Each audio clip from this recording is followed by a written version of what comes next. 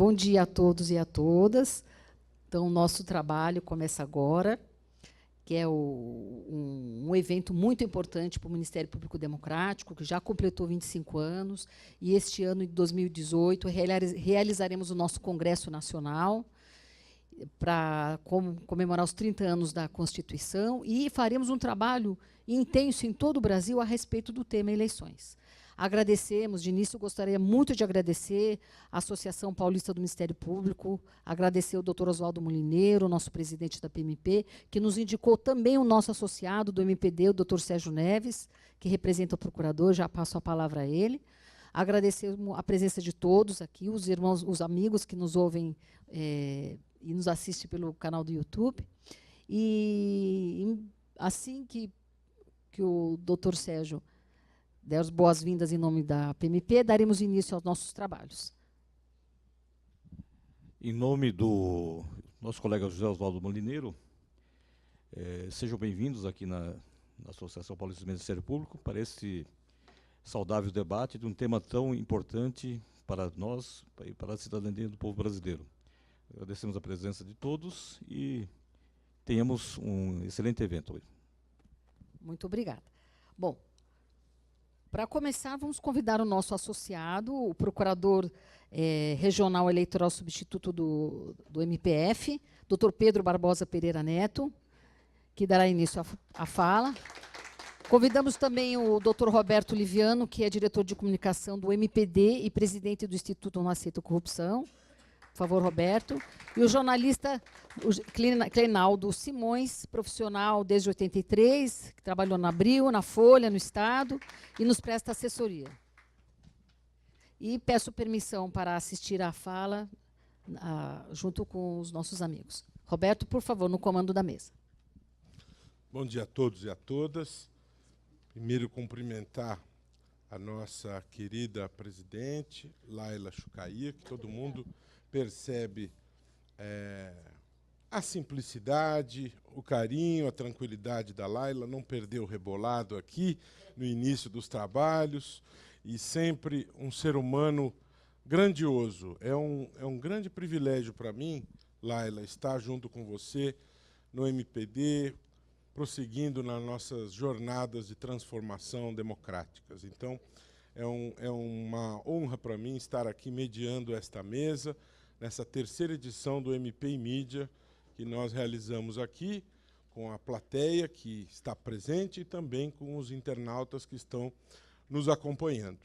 Estamos esperando, a qualquer momento, a chegada do Augusto Nunes, como você anunciou, mas temos o privilégio de ter como nosso parceiro de sempre o nosso querido Cleinaldo Simões, que aceitou. Senta aqui, Cleinaldo, para ficar mais centralizado. Mas Cleinaldo é uma grande cabeça, um jornalista experiente e assessor de imprensa do MPD, e aceitou esse desafio aqui de estar conosco aqui nesta mesa, nessa situação, e está colaborando conosco aqui. Com certeza tem muita experiência e poderá colaborar muito conosco nesta jornada. Laila já anunciou a presença do Pedro, que além de ter muita experiência na temática eleitoral, também é associado do MPD, e só uma pequena fala a respeito da contextualização deste tema, para a gente começar o debate, que é o que interessa a todos, né? Realmente, nós vamos ter, no ano que vem, uma eleição de importância crucial para a história do Brasil, né? Não se trata de uma eleição, de uma mera eleição. Nós vamos eleger um novo presidente da República, nós vamos eleger 27 governadores, nós vamos eleger 54 senadores, 513 deputados e um número grande de deputados estaduais. Nós vamos renovar a nossa representação política. Segundo a Latino Barômetro, 97% dos brasileiros entendem que quem exerce o poder hoje no Brasil exerce para o interesse pessoal. Esse é um dado alarmante, é um dado que preocupa muito, e este dado, esta informação, ela tem um potencial de gerar uma renovação política, né? Portanto, nós estamos vivendo um momento de discussão, as pessoas estão mais atentas à questão da política, estão preocupadas com a temática da corrupção, já que essa mesma pesquisa aponta que é a principal angústia do brasileiro. Portanto, essas eleições do ano que vem, que serão as primeiras eleições gerais em que nós vamos trabalhar com a vedação às contribuições de empresas. Tivemos as eleições municipais e agora, nestas eleições, as contribuições financeiras de empresas serão proibidas. Então, a Justiça Eleitoral terá este grande desafio de enfrentar isso. Por isso que nós entendemos importante fazer esse debate, trazendo aqui personalidades do mundo da justiça eleitoral e do mundo da mídia para nos trazerem as suas percepções. Como a justiça se prepara para enfrentar esse desafio, né? E como a imprensa se prepara para cobrir, porque, afinal de contas, ela molda a opinião pública, como disse Jürgen Habermas. Portanto, tanto imprensa como justiça eleitoral têm um papel social extremamente importante nessas eleições que se aproximam, né? Portanto, este é o debate que o MPD propõe nesta manhã, MP e Mídia. Vamos começar com o nosso querido Pedro Barbosa Pereira Neto, procurador regional eleitoral substituto, amigo do MPD, brilhante membro do Ministério Público Federal. Pedro, você está com a palavra para a sua primeira intervenção. Eu acho que poderia ser de bom tamanho falar por uns 20 minutos, né? Você apresenta os principais problemas na sua visão, depois o Cleinaldo, da mesma maneira, e depois a gente abre para perguntas. Está bem assim? Bom dia a todos. Roberto Livanu, os cumprimentos, agradecimento pelo convite. É uma honra estar aqui no Ministério Público Estadual, na Associação Paulista dos Promotores do Estado de São Paulo e no MPD. Doutora Laila, doutor Cleonaldo, eu saúdo todos. Queria cumprimentar aqui minha querida colega doutora Vera, com quem a Procuradoria Eleitoral fez uma parceria muito importante nas eleições municipais do ano passado. A doutora Vera foi uma excelente promotora combatente de um tema fundamental para a democracia no Brasil, que é a questão do gênero na política brasileira. Nós temos atuado, o Ministério Público Eleitoral, nas eleições municipais que se findaram de forma bastante forte para, num primeiro passo, incentivar a participação de gênero na política brasileira. O Congresso Nacional é uma verdadeira vergonha nesse quesito, né, considerada a população brasileira como um todo, e especialmente o combate às fraudes, as chamadas candidaturas femininas de papel apenas. A doutora Vera teve um papel fundamental, então quero dizer que é uma honra a presença sua aqui, Vera. Eu queria, meus amigos, trocar uma ideia assim um pouco, pensar algumas questões que me parecem importantes. O jurista tem essa mania, Livanu, de realmente responder as questões que são encaminhadas. E aqui eu estou seguindo aqui o que me foi pedido conversar, quer dizer, a questão do Ministério Público Eleitoral nesse novo contexto. Se vai se ater às denúncias, já tem condições para apurar possíveis desvios de condutas. E eu queria traçar para vocês algumas dificuldades que a gente avizinha para as eleições de 2018, o ano que vem.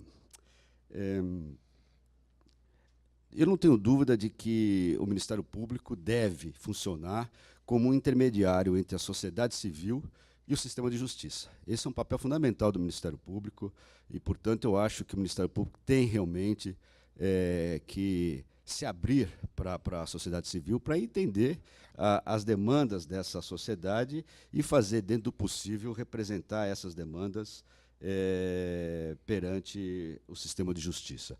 A justiça eleitoral tem uma particularidade muito grande e nós precisamos reconhecer. Há um protagonismo muito grande do Tribunal Superior Eleitoral. Não é? A Justiça Eleitoral ela tem uma dinâmica completamente diferente dos outros sistemas, porque ela tem uma função, além de judicante, administrativa e organizadora das eleições. Né? Nesse momento, por exemplo, eu vou tratar com vocês um aspecto, o Tribunal Superior Eleitoral já está disponível no seu site, as minutas, as instruções para as eleições de 2018. Essas minutas são colocadas à discussão pública pelo Tribunal Superior Eleitoral. Essa semana, em Brasília, está ocorrendo audiências públicas a respeito dessas minutas. Minutas essas que vão, de certa forma, regulamentar a nova reforma eleitoral e vão permitir aos operadores de direito ter uma ideia mais concreta do que será as eleições de 2018. Eu poderia dizer aos senhores que alguns aspectos da última reforma eleitoral pode ser positivo. Eu iniciaria dizendo aqui, pegando um gancho no que falou o Livanu, financiamento de campanha. Esse é um aspecto absolutamente relevante em qualquer democracia. No Brasil, talvez um pouco mais grave, porque os últimos acontecimentos nesse país demonstraram claramente que a justiça eleitoral pode, sim, ser utilizada para lavagem de dinheiro de crime de corrupção. Não é? Isso é gravíssimo, quer dizer, você tem uma justiça eleitoral onde as contas dos candidatos são utilizadas exatamente para quê? Para a lavagem de dinheiro. Isso é uma realidade inquestionável.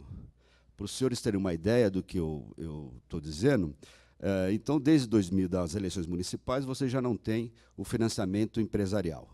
Você não tem limite para o próprio doador, né? Quer dizer, o candidato que tenha recursos. E é curioso, em alguns municípios de São Paulo, o candidato majoritário aparecer com um dinheiro disponível na conta dele, e que seria doações de mãe, de tio, e que aquilo chama uma atenção extraordinária da justiça pelo aparecimento de um dinheiro bastante considerável em cima das eleições de candidato que, rigorosamente, não está sujeito àqueles limites do doador típico, né, que são 10% do faturamento da pessoa física, né, do imposto de renda. Então, quer dizer, esse é um dado que é um complicador. Quer dizer, é fato que me parece que foi uma vitória da cidadania, é o meu juízo sobre isso, a proibição do financiamento empresarial. E é curioso a gente fazer só uma resenha histórica, porque a crise política que redundou no impeachment do presidente Collor, nós estamos falando dos anos 90, o financiamento empresarial era proibido. Mas, não obstante proibido, era oculto. Aquela crise gerou no Congresso Nacional um movimento. Não, nós precisamos liberar o financiamento empresarial. É melhor que ele seja transparente. Pois bem, esse regime, que durou mais de 20 anos no Brasil, gerou o estado de coisa que desagou na Operação Lava Jato. Né? Quer dizer, um grupo pequeno de empresas e poderosas empresas concentraram os seus recursos em pouquíssimos candidatos. Né? Uma verdadeira plutocracia que se criou no Brasil com relação a essa estrutura e que desagou na crise política desses últimos anos e que, portanto, a partir de 2015, é importante lembrar que não foi o Congresso Nacional que deliberou proibir o financiamento empresarial, foi o Supremo Tribunal Federal. O Congresso Nacional, aliás, é importante também lembrar isso, sob a liderança, então, do deputado Eduardo Cunha, procurou aprovar uma emenda constitucional para restabelecer o financiamento empresarial. Pois bem, o fato é que isso não ocorreu, o financiamento empresarial foi vetado, a legislação desde 2016 já proíbe o financiamento empresarial, mas a democracia tem suas dificuldades, porque você precisa financiar a democracia de alguma forma. Não é? O Tribunal Superior Eleitoral, em duas oportunidades, em duas consultas realizadas por deputados em 2016, a respeito do financiamento coletivo, chamado crowdfunding, onde um grupo de pessoas se articulam, hoje existe muito na internet, se articulam para um financiamento de algum projeto, solicitou ao Tribunal Superior Eleitoral a possibilidade de se estabelecer, já que não tem financiamento empresarial, já que nem todo candidato é um candidato rico, né? Alguns são, outros não são, é razoável, até do ponto de vista da igualdade de chances no processo democrático, que você possa se estabelecer um financiamento coletivo para dar chance para o apoiamento de um candidato. O Tribunal Superior Eleitoral negou isso. nas duas oportunidades, dizendo que não tinha previsão.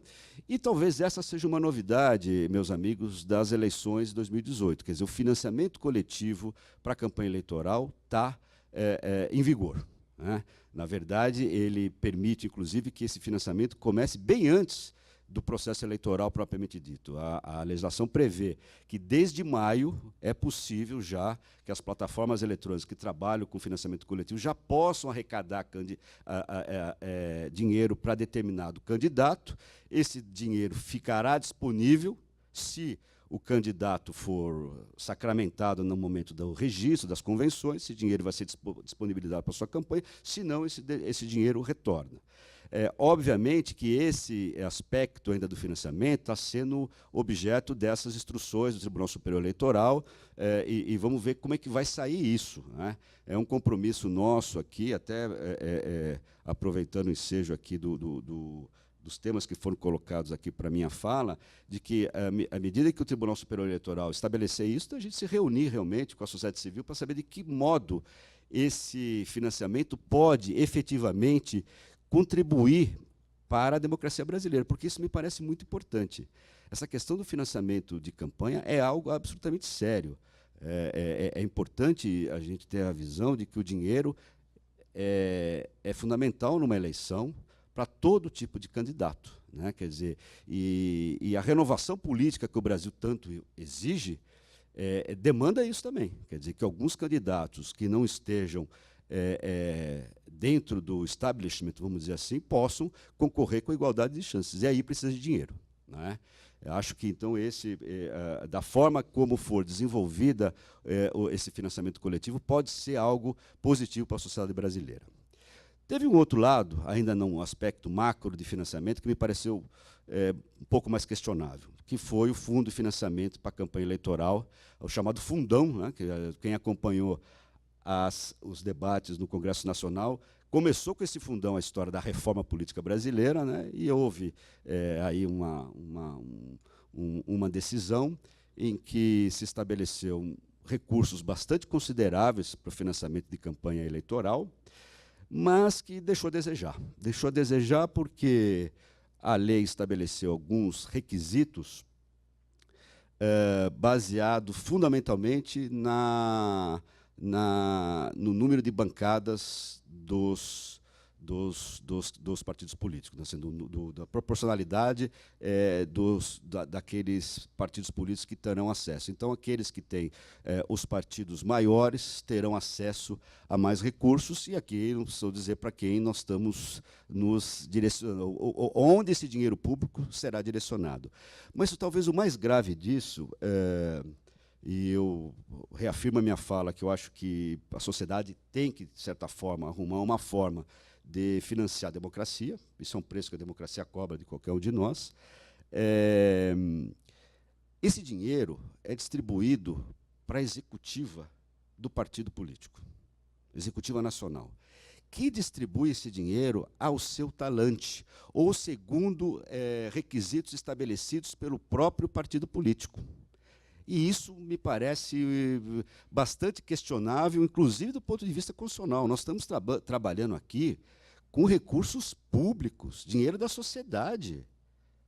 Como é que o partido político vai distribuir esse recurso a seu critério? E é tão a seu critério, eu vou me recordar de um fato que eu vi na imprensa, quando se estava discutindo a última denúncia contra o presidente da República, a segunda denúncia do Procurador-Geral da República, um senador, famoso senador Romero Jucá, ameaçou alguns integrantes do PMDB: olha como vocês vão votar, porque agora nós temos o fundo de campanha. Quer dizer, não foi para isso que esse fundo foi criado, né?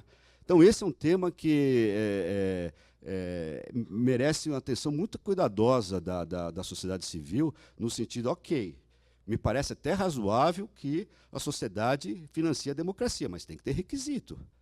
Como assim? Qualquer partido, ou partido que não tem, por exemplo, uma mulher possa ter dinheiro que não contribui para uma melhoria da democracia brasileira, possa ter acesso a esses recursos? Então, esse fundo de financiamento de campanha eleitoral estou fazendo esse paralelo, me parece que ele precisa ser melhor desenvolvido. Não sei se o Supremo poderá ser chamado nessa matéria, se há um espaço para um questionamento constitucional, mas me parece que essa liberdade muito demasiada que o legislador deu aos partidos grandes no Brasil não me parece positivo, né? Um outro aspecto também, Roberto, meus amigos, que chama atenção, e talvez esse seja o aspecto um pouco mais assustador das eleições de 2018, é que talvez não seria exagero da minha parte dizer que nas eleições de 2018 nós vamos ingressar efetivamente no mundo do direito eleitoral digital, né? As eleições vão ocorrer muito pelo meio de internet. Pela primeira vez, embora a internet já tenha sido utilizada com bastante frequência, dessa vez a Justiça Eleitoral admitiu o que se chama de impulsionamento de conteúdo para as eleições de 2018. Permitiu a campanha na internet de forma bastante ampla. Para vocês terem uma ideia, há uma resolução, essas resoluções, minutas de resoluções, então é bom tomar um pouco de cuidado com isso, que diz exatamente o seguinte, que você pode fazer propaganda eleitoral na internet a partir de 15 de agosto de 2018. Aí vem um dispositivo e diz o seguinte, que qualquer restrição à atividade da propaganda eleitoral terá que observar só poderá ser restringida se houver ofensa ao correto debate político eleitoral. E no parágrafo 2º, esse mesmo dispositivo diz o seguinte, que nenhuma manifestação em rede mundial de computadora poderá ser restringida se não houver essa ataque à honra da pessoa, mesmo antes do dia 15 de agosto. O que, em outras palavras, o legislador está dizendo, e me parece correto, porque seria uma pretensão completamente totalitária achar que qualquer cidadão brasileiro vai esperar o dia 15 de agosto para manifestar o seu post de apoio ou de repúdio nas eleições. Me parece que essa opção do TSE amplamente, francamente favorável à liberdade de expressão, ela é favorável, ela é positiva, eu acho que contribui com a democracia. Agora, há um risco enorme nisso. Eu não sei se vocês têm conhecimento, mas a Alemanha, recentemente, aprovou uma lei, a chamada Lei do Facebook, que foi estabelecida na Alemanha para impedir discurso de ódio, xenofobia, racismo no Estado alemão. Essa lei, e aqui tem uma fala do próprio ministro de Justiça da Alemanha, senhor Heiko Maas, diz o seguinte, aspas, o passado mostrou que, sem pressão, as principais plataformas não cumprirão com suas obrigações, fecha aspas. Ou seja, o Estado alemão estabeleceu multas de até 50 milhões de euros para plataformas eletrônicas que não cumpram as determinações da Justiça no que tange a discursos de ódio, discursos xenófobos no ambiente da democracia alemã.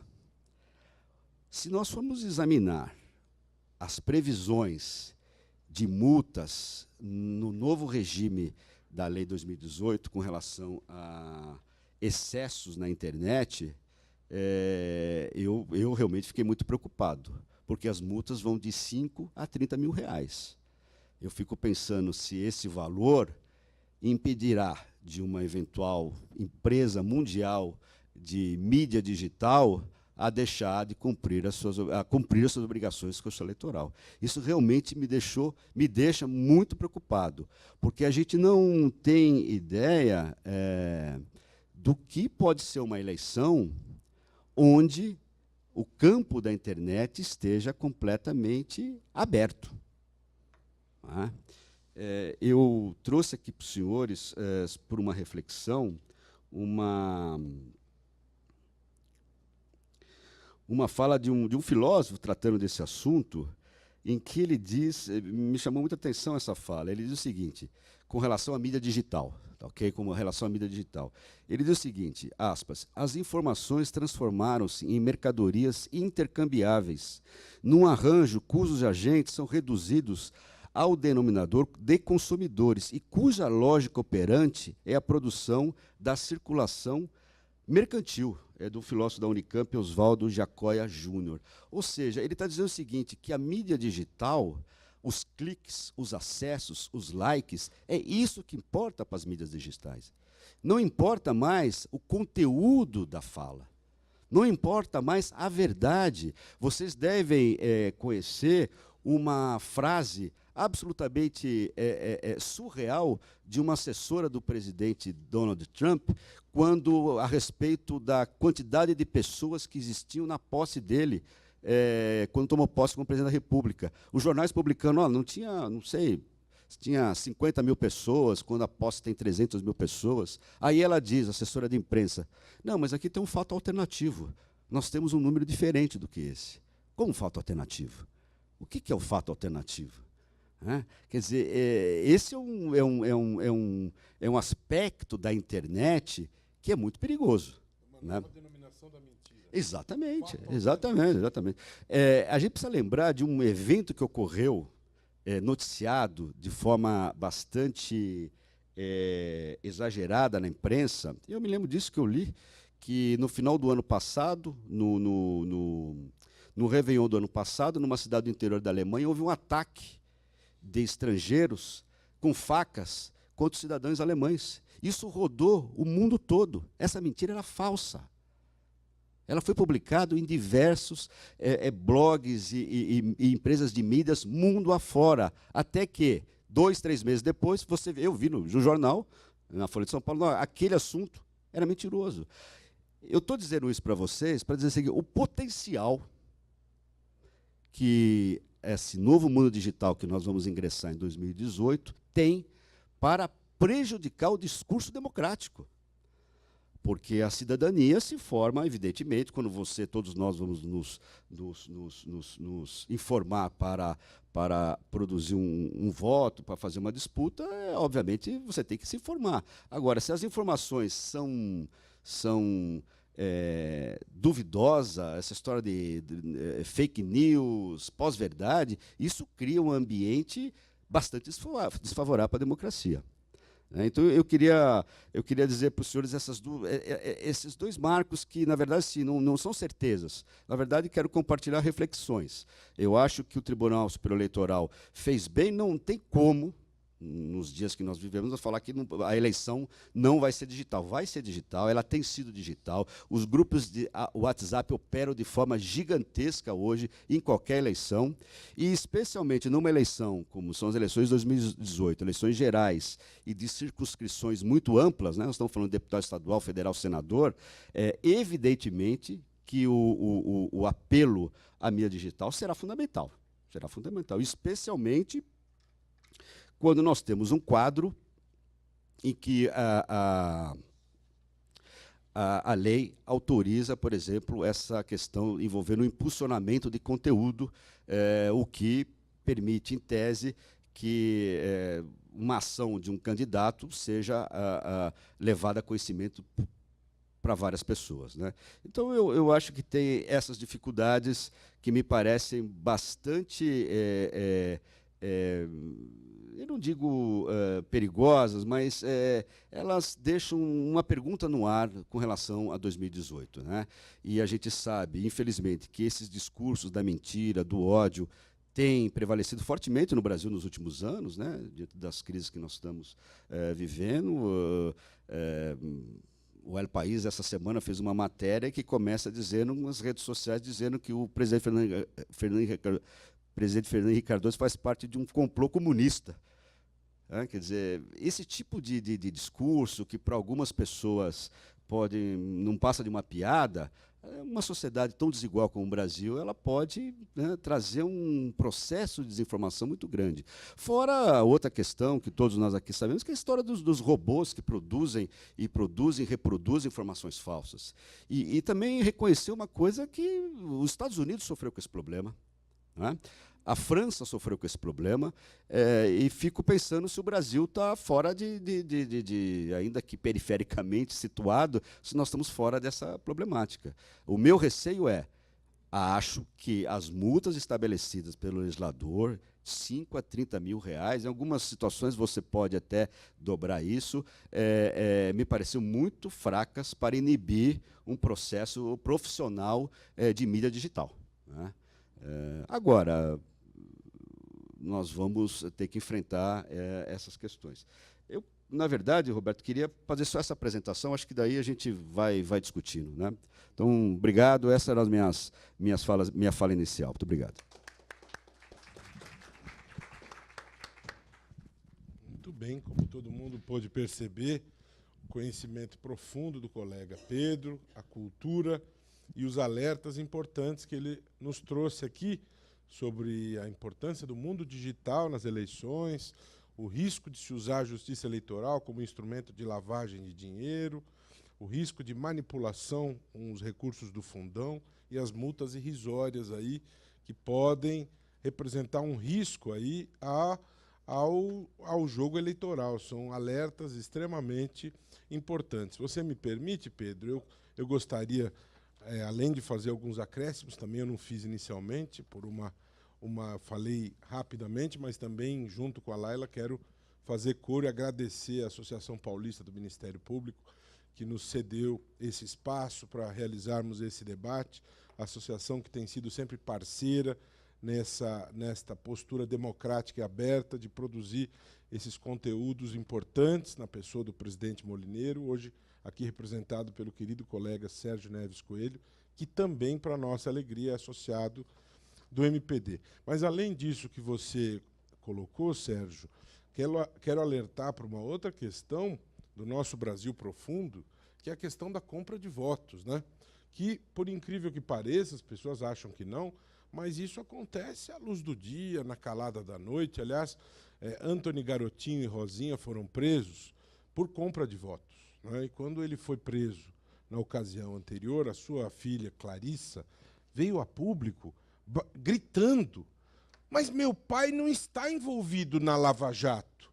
Meu pai não praticou concussão, não praticou propina. Se você presta atenção naquele discurso, é nítido o objetivo dela.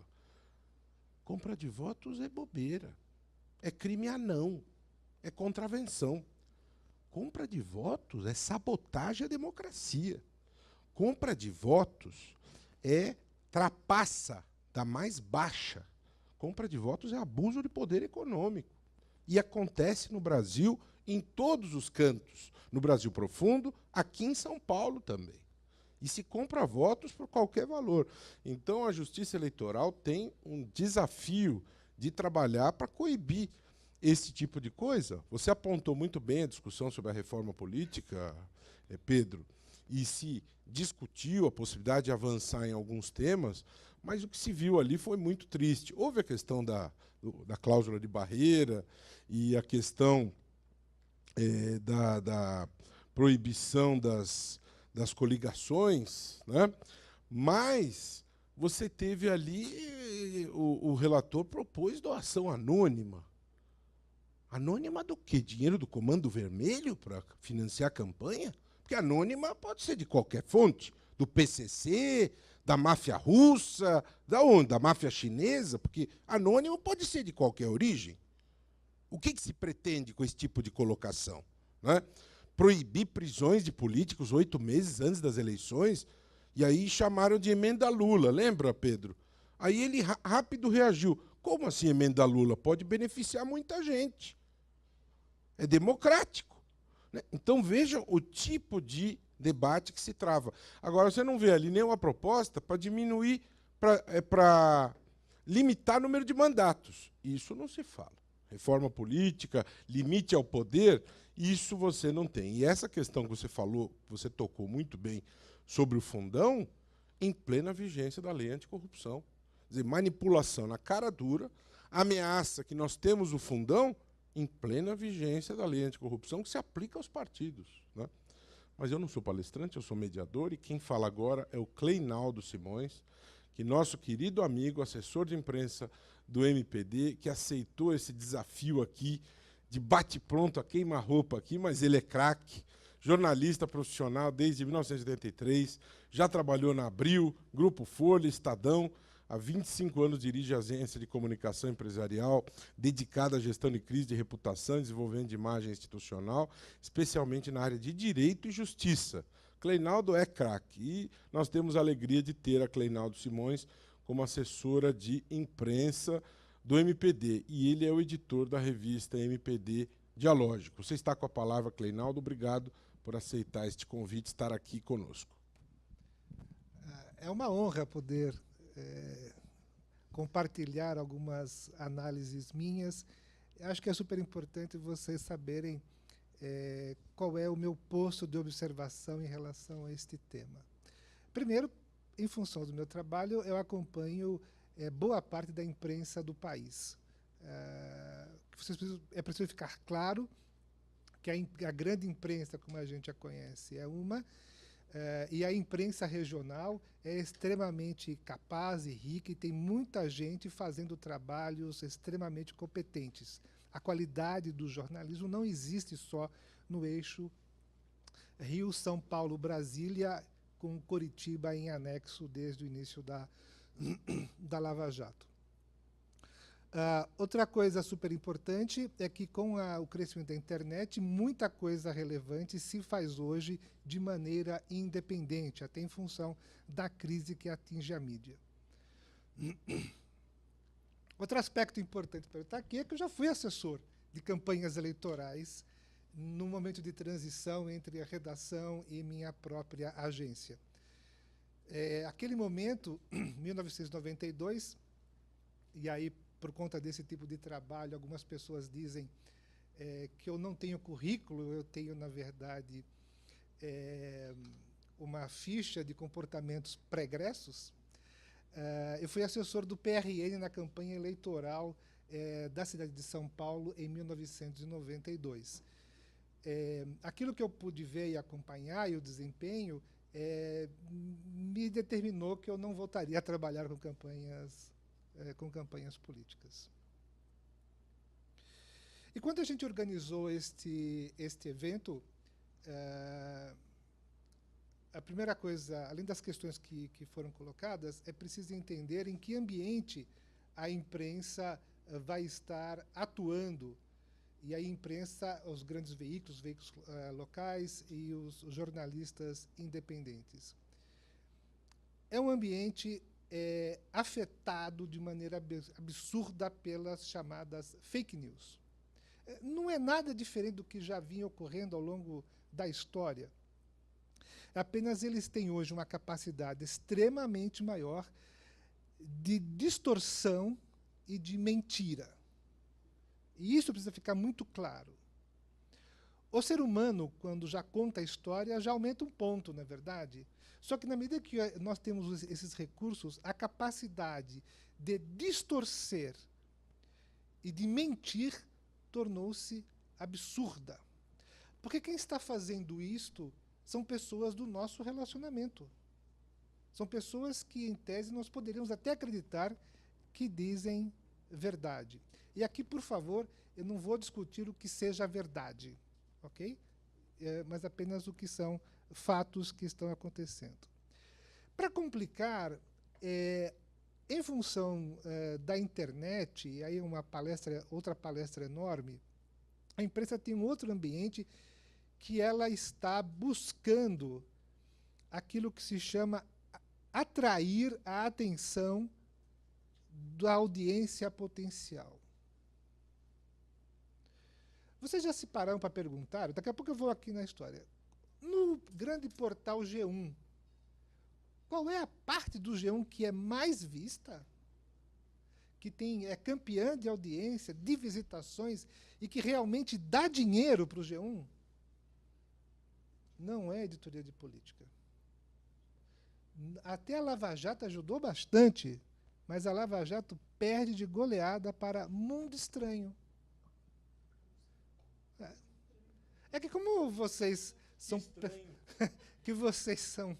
E percebam, cada grande portal ele tem uma coisa relacionada a isso, que são apenas fatos para distrair as pessoas. Tanto é que percebam como as emissoras de rádio da capital paulista, grandes emissoras de rádio de notícias, cada vez mais têm colocado assuntos de distração e não de informação. Não é?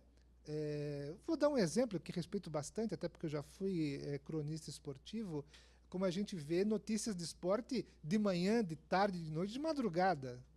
Né? E vamos e convenhamos, o futebol, e não é nem esporte, é futebol, talvez, no fundo, se ele pudesse ser definido, é a coisa mais importante entre as desimportantes para muita gente. Mas não tem importância nenhuma, mesmo com toda a corrupção que a gente hoje tem conhecimento dela. Né? Muito bem. Portanto, voltando aqui ao tema, se tá nesse ambiente, como é que os grandes veículos vão se comportar? E eu tenho podido conversar com alguns jornalistas, repórteres, editores, o meu dia a dia, bater papo com essas pessoas. E a primeira grande questão que se coloca é: a imprensa está preparada para atuar deste novo quadro? Não. Mesmo que eles não admitam. E por que não? Porque eles estão lidando de uma maneira absurda com o chamado efeito manada. Eles estão sofrendo muito porque eles precisam gerar atenção para o que se escreve. E preste atenção no que eu vou dizer agora. A imprensa, toda ela, tem uma falta de cultura jornalística gigantesca para cobrir o poder legislativo. Ué, como é isso? Afinal de contas, nós vemos notícias frequentes. Quantos de vocês aqui acompanham, e que as pessoas estão na internet, acompanham o noticiário do Congresso Nacional? Quantas notícias são geradas nesta fonte primária? Quanto disto é de conhecimento público? E olha que a gente tem o Congresso Nacional, as duas câmaras, com uma produção jornalística de nos piores dias, 30 notícias, nos melhores dias, até 60 notícias, okay? Em diversos formatos, TV, rádio, e não estou falando das transmissões ao vivo, não, estou falando de notícias. E você tem a agência brasileira, a ABC, a Agência Brasileira de Notícias, também gerando uma quantidade gigantesca de material que pode ser reproduzido gratuitamente. Isto, de uma forma ou de outra, se reflete, se repete em outras câmaras legislativas. O quanto disso é, de fato, de conhecimento público? Quanto desses assuntos são cobertos? Então, se você olha a proporção de deputados e congressistas que nós temos lá, e a gente vê as notícias que são publicadas, é extremamente pequeno. Tanto é que cada um desses congressistas, dentro dos seus sistemas, eles possuem uma forma de comunicação própria e direta com os seus públicos, porque eles há muito tempo aboliram. E esta falta de cultura, ela vai se refletir no momento da cobertura das eleições. Por quê? A imprensa nacional, de uma forma geral, ela cobre aquilo que algum outro está cobrindo. Ela não tem, raramente ela tem uma agenda própria. Depois, na hora das perguntas, eu esclareço as dúvidas que eu esteja aqui levantando, por favor. Ora, se você tem a falta de cultura, se você tem a busca de atrair atenção por qualquer notícia, então aquilo que vai ser coberto necessariamente não vai ser talvez o mais importante para o processo eleitoral. É a minha opinião a respeito disso. Então, numa cobertura eleitoral, é coberto apenas aquilo que possa atrair atenção. Não há uma discussão sobre o conteúdo, as propostas, aquilo que se pretende propor para o futuro da sociedade. Ora, independente do que como ela vai cobrir, ela vai conseguir cobrir isto independente das preferências políticas dos proprietários dos meios de comunicação?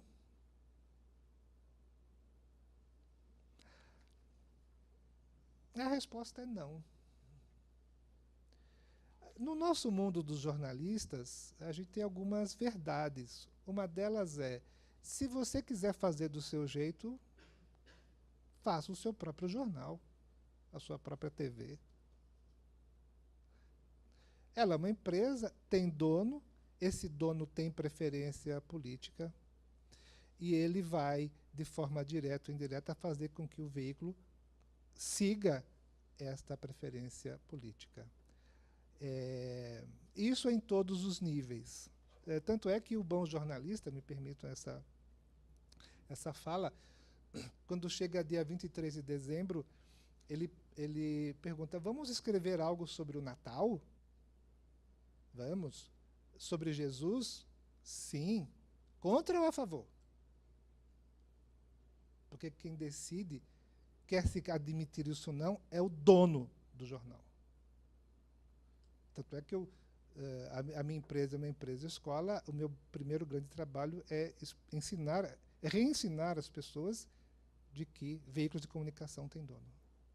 Se você está trabalhando lá, você vai seguir a linha do dono. Se você não quiser seguir a linha do dono, você não trabalha mais lá. Simples assim.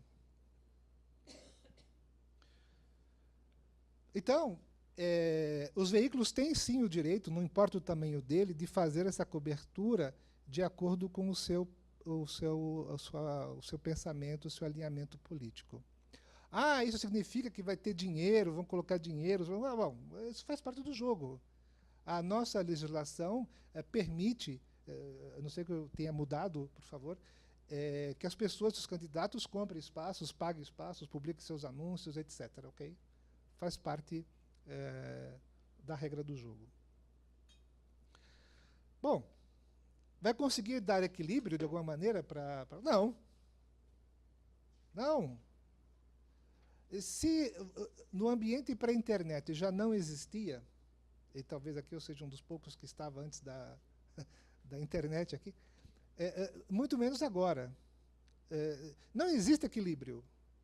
O jogo da liberdade de expressão, ele é desequilibrado mesmo. O desequilíbrio é a regra do jogo. O equilíbrio é a utopia. Se você vai ser candidata, a primeira coisa que eu lhe recomendo é, seja uma mídia. Porque você não vai conseguir espaço. Ok? Não existe isso. Tanto é que um dos grandes problemas dos fundamentos democráticos desse país é a comunicação. Como aqui você é obrigado a se comunicar com uma área gigantesca para ser vereador, deputado, seja lá o que for, você não tem recursos para isso. Porque quando você vai em outros países, até onde eu tenho conhecimento, como a região onde você tem que convencer leitores é pequena, você consegue estabelecer um processo de comunicação e de custos mais racional.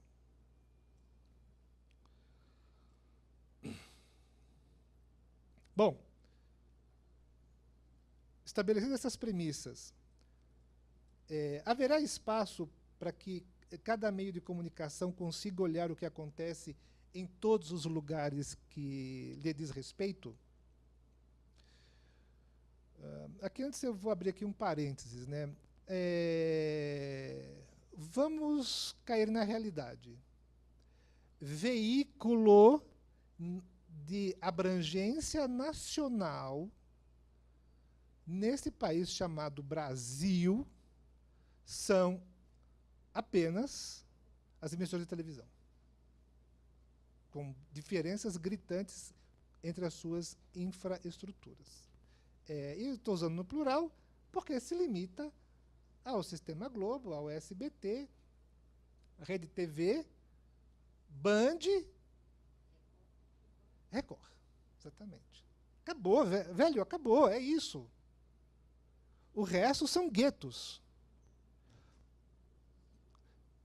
A nossa imprensa, extremamente gloriosa, ela não tem, só para vocês entenderem, a opção de ir migrando para a internet. Se elas quiserem ter abrangência e influência, elas têm que estar na internet.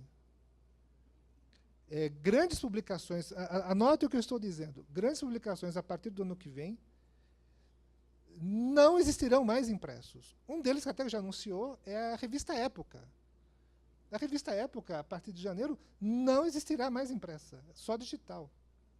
Tanto é que a entrega, eu sou assinante da revista, de várias, né, a entrega está terrível. Mas, enfim, eu quero que vocês entendam que, até porque é incomparável que a Folha no mundo web com a Folha impressa. Entendeu? Só para vocês terem uma ideia, eu era assinante até alguns anos atrás de 12 jornais diários. Hoje eu só recebo 5. Ah, porque eu cancelei os outros 7? Não, porque eles fecharam. Fecharam, entendeu? É simples assim. Então, olhando isso, é o seguinte, eles vão conseguir cobrir? Não, por quê? Porque não tem gente.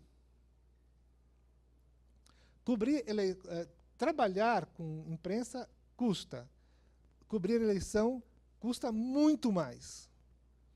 E aqui nós não temos o sistema de outros países que estabelece acordos para ver cobertura conjunta, etc., como nas campanhas norte-americanas, né, que a gente vê muito em filme, etc., acompanha, que já tem todo assim, um pool de cobertura. Isso não existe. Aqui é a terra de Murici, cada um por si.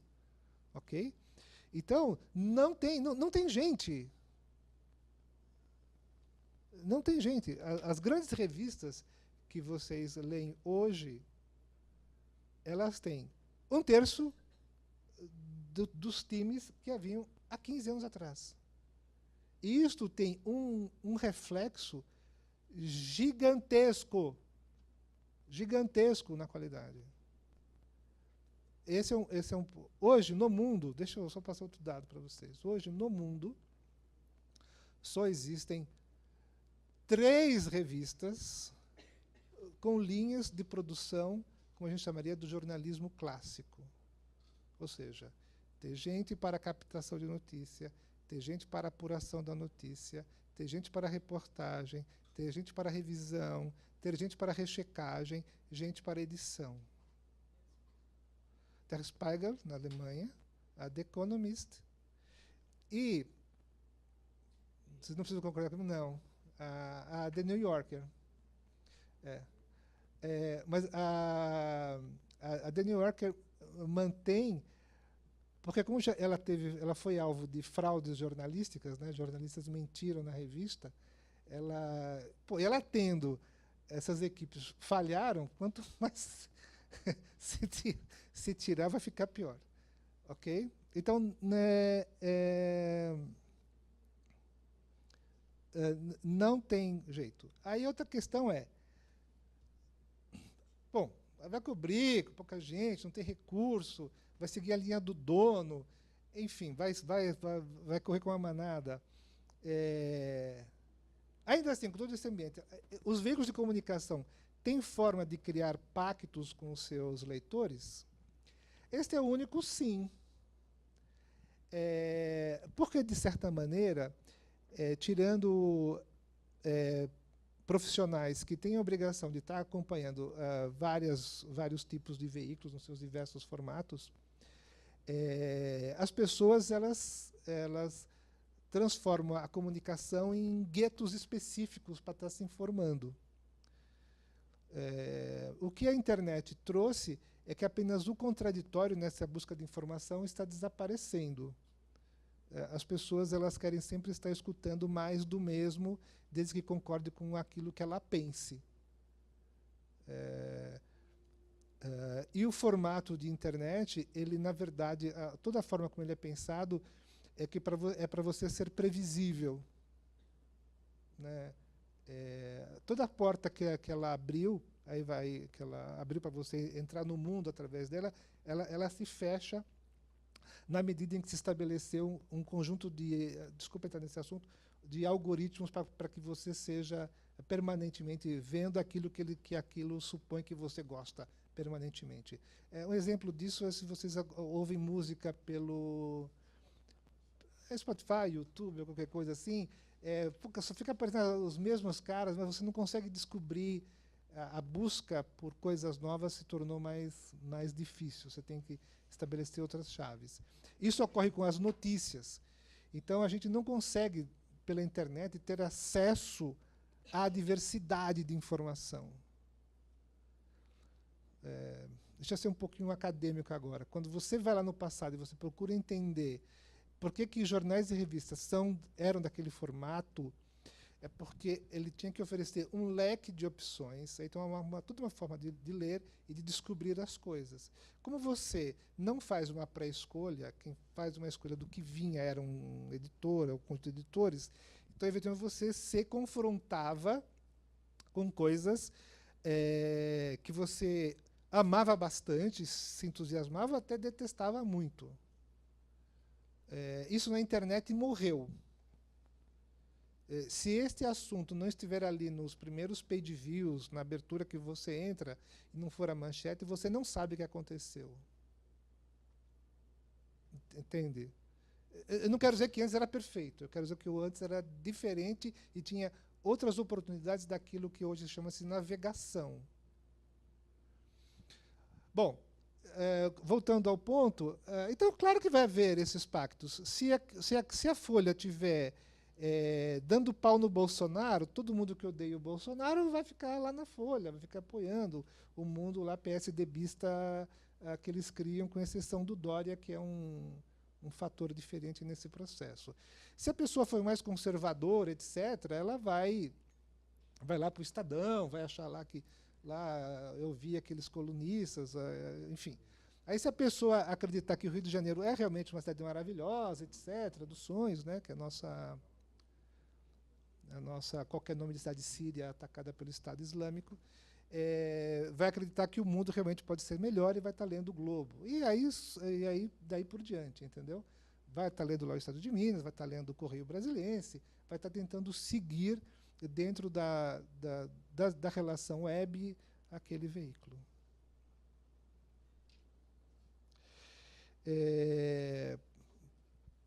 Provocações feitas, fica com vocês fazerem as perguntas para que eu possa continuar cometendo o meu sincericídio aqui.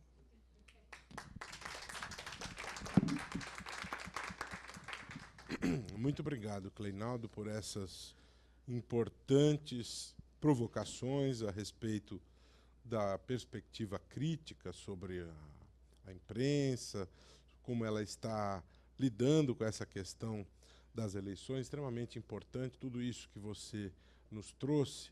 E eu acho que a gente podia fazer o seguinte: eu tenho aqui duas questões que eu gostaria de colocar, eu acho que elas têm mais a ver com você, Cleinaldo, mas o Pedro também poderia dar opinião, e acho que seria interessante a plateia também querendo fazer perguntas. A questão das pesquisas eleitorais, né, sempre é objeto de muita discussão. Inclusive, nas últimas eleições, houve erros, se é que a gente pode chamar de erros, né, bastante graves nas previsões, né? E aí você sempre tem aquela dicotomia, porque se você divulga, você pode estar induzindo votos, né? Se você não divulga, pode haver acusação de falta de transparência. E os eleitores têm direito a esses retratos da situação antes da eleição, né?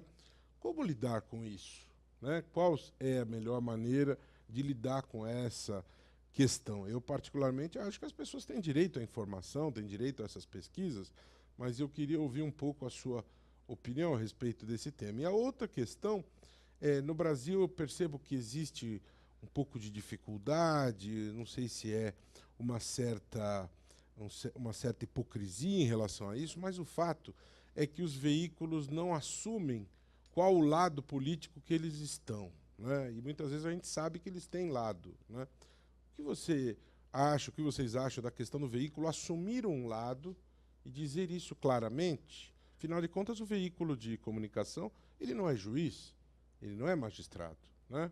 Então, como você encara isso?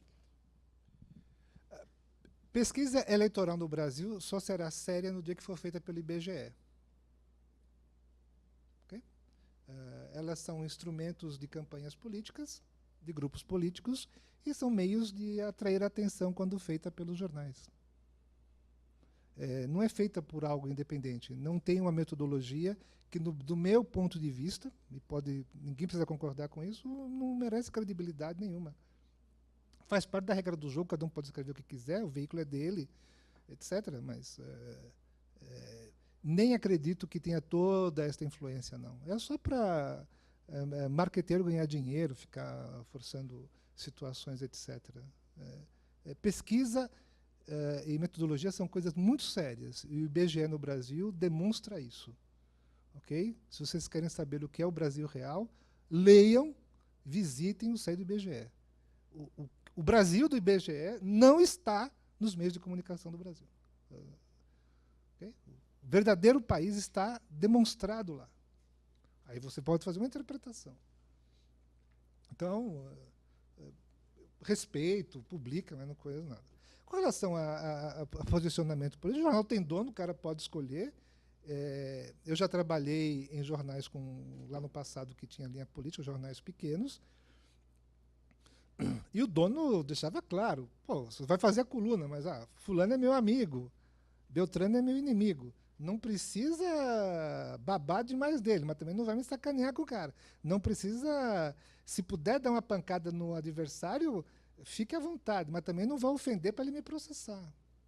Faz parte do processo. Entendeu? O jornal tem dono e tem direito de dizer em quem os seus leitores devem votar. Eu sempre achei, Cleonaldo, que eu fosse uma pessoa um pouco pessimista. A uma altura da vida a gente fica pessimista com algumas coisas que a gente vê no mundo. Mas você, eu acho que ganhou de mim aqui, e com conhecimento de causa, né? Eu vou apenas me permitir, Cleonaldo, ilustrar duas situações que a gente vive. Primeiro é o seguinte, a imprensa do interior, que a gente trabalha muito isso na justiça eleitoral, ela é completamente ligada à estrutura de poder municipal. Não há imprensa. Na verdade, você tem um funcionário que pede um release da prefeitura e publica tudo, né? Mas nós, recentemente, chegamos num caso bastante curioso, em que, numa cidade do interior de São Paulo, não vou revelar porque está ainda sob investigação, o dono de um jornal vai para a polícia dizendo que o celular dele foi clonado, porque ele mandou uma manchete do jornal, do celular dele, para a gráfica, e a gráfica produziu uma outra manchete.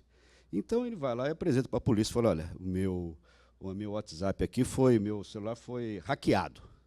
Aí apresentou para a polícia olhou lá o WhatsApp dele, começou a olhar mais um pouquinho, né? Falei, mas peraí, tem mais coisa aqui nesse WhatsApp aqui. E o que tinha ali naquele WhatsApp? A conversa desse dono do jornal com a candidatura daquela cidade, né? Onde eles combinavam o tipo de manchete, de que forma seria melhor colocar a matéria, mas tudo isso me parece bastante grave, oculto.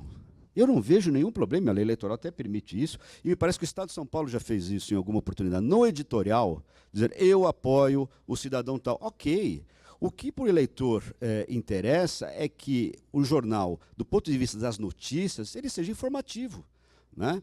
O problema é quando a notícia informativa, a pseudamente informativa, está travestida de opinião a favor de um candidato. Isso me parece grave. E esse é um problema sério, porque eu penso o seguinte, a nossa conexão com o mundo é através da informação. Se essa informação está completamente manipulada, e nos casos das mídias digitais hoje, não vou dizer que todas são, mas isso que você falou é verdade. Hoje você não pertence a uma comunidade, né? Você pertence a uma comunidade de rede, você é dono daquilo, né? E aquela notícia reproduz aquele mesmo pensamento. Quer dizer, a falta, como você colocou, a inexistência de contraditório na informação é algo gravíssimo, e isso a meu juízo, afeta profundamente a democracia no Brasil. Um outro aspecto que eu queria também comentar com os senhores, puxando um pouco mais para o eleitoral, mas que, de certa forma, parece que é quase uma forma, um modo de você, da legislação eleitoral, incentivar a ilicitude, e que as campanhas eleitorais estejam colocadas hoje, não no momento que a lei eleitoral, de fato, fala. A lei eleitoral fala que a campanha eleitoral começa 15 de agosto. As eleições se dão no primeiro fim de semana de outubro. Então, 45 dias. Ninguém vai esperar os 45 dias para fazer a campanha. A campanha, meus amigos, está na rua. E todos nós sabemos. Está, inclusive, em televisão. Né? O que talvez seja algo que deva ser debatido e bastante combatido pela justiça eleitoral é os abusos de pessoas que têm domínio de poder e que se usam, né, disso para aparecer. Agora, o debate não tem como aguardar dia 15 de agosto para falar, agora todo mundo vai acordar e vamos para a internet para fazer campanha eleitoral. Isso não existe. Né? Eu vou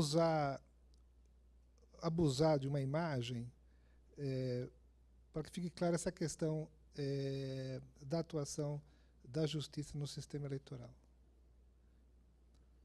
E o que eu vou dizer agora, muitas pessoas detestam porque é politicamente incorreto. Gente, no nosso sistema legal, não está dito que é proibido matar. Está dito que, se você o fizer, você responderá por isso. Portanto, o que a sociedade espera, quando seus representantes fizerem esta lei, é que, quando alguém matar, seja devidamente responsabilizado por isso. Na questão eleitoral, é o mesmo. Muito bom. Vamos... acho que é interessante abrir a possibilidade de perguntas da plateia. Né? Quem que gostaria de fazer perguntas à mesa? Joyce, um microfone. Sou Joyce, sou assessora de imprensa do Instituto Não Aceito Corrupção. Jornalista como Cleinaldo, queria complementar que a gente tem um grave problema, que as grandes empresas de comunicação, principalmente as afiliadas da TV Globo, estão todas na mão de político pelo Brasil. Então, como é que você consegue dar uma matéria com isenção, consegue fazer uma notícia com isenção, se o dono não é aquele político, mas é o filho, é o sobrinho? Isso a gente teria que ver como combater. Né?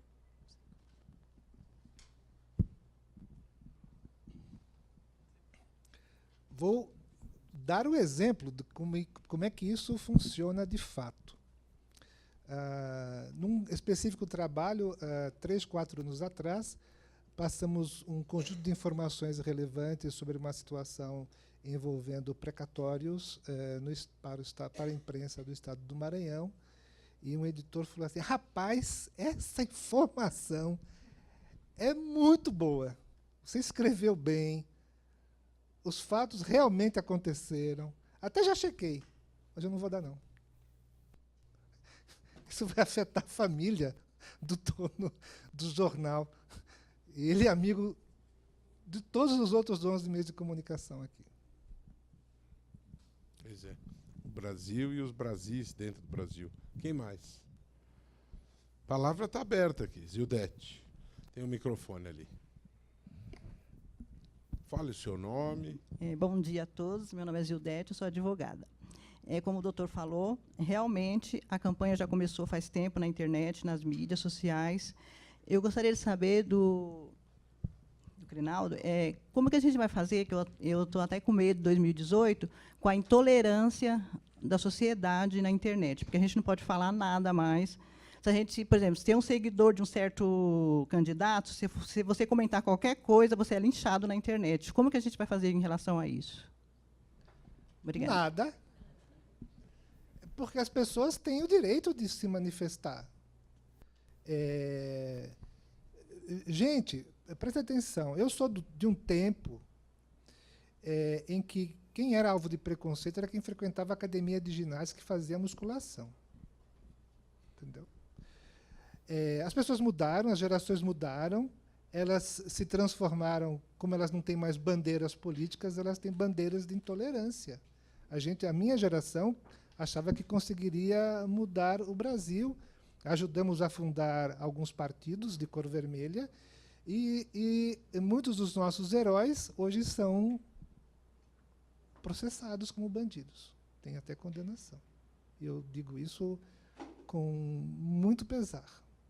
A minha geração, que é de formados em 1983, acreditávamos que essas pessoas eram diferentes. E não quero dizer que os outros são diferentes ou melhores. Aprendemos que não tem mocinho nessa história. Bom, 30 anos depois, os jovens, em sua grande maioria, são muito deformados, opinião minha, ok? Muito deformados. Opinião rasa é aquele processo iniciado no final dos anos 60 da mudança do plano de educação, que tirou várias cadeiras de filosofia, história, interpretação, que alteraram a forma de pensar da sociedade, e nós não prestamos atenção nisso, gerou isto. Então, quem pôde ir para algumas escolas de humanas num determinado momento, como muitos de vocês que estão aqui, tem uma forma de pensar. Nós até podemos discordar em vários aspectos, mas nós temos muitos alinhamentos em algumas essências. Mas a garotada nova de hoje em dia, muitas de hoje em dia, elas estavam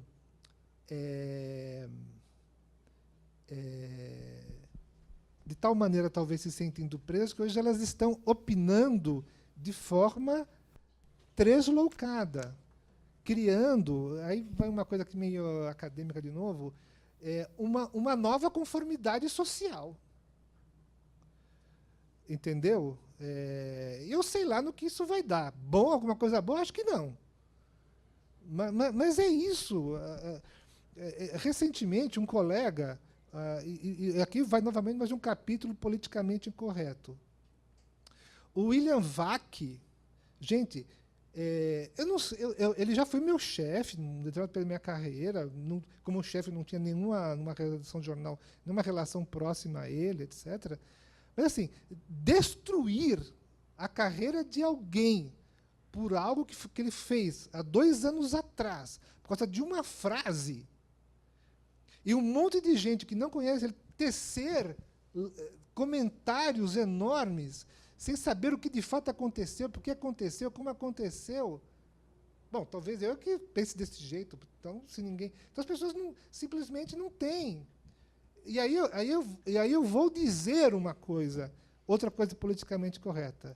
Se o candidato da extrema-direita deste país, vou dizer o que eu disse a doutor Pedro, anda aqui, se o grupo de intolerantes, e eu conheço muitos deles já foram do meu relacionamento e hoje não falam comigo. Se o candidato de extrema-direita que se apresenta for eleito, o assassinato estará liberado nesse país. Estou aqui dizendo, o assassinato estará liberado nesse país. Ele já o é de forma velada, ele será explícita. O mesmo processo que acontece hoje nos Estados Unidos, eu vou dar um conselho para vocês, não vão para os Estados Unidos. Ok? A intolerância lá está insuportável. O país, supondo a democracia, está morrendo. E nós aqui que mal conseguimos isso, nós vamos para o pior dos mundos. Vocês acham que está ruim? Piorará.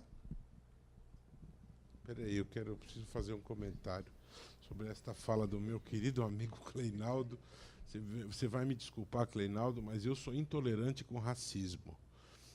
A carreira do jornalista, ela pode ter sido uma carreira de sucesso, mas eu acho que não é possível ter tolerância com racismo.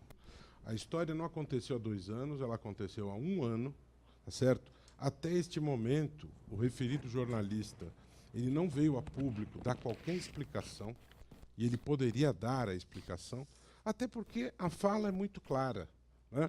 A fala é muito clara, não deixa dúvida, e houve uma forma de expressão de conteúdo inequivocamente racista.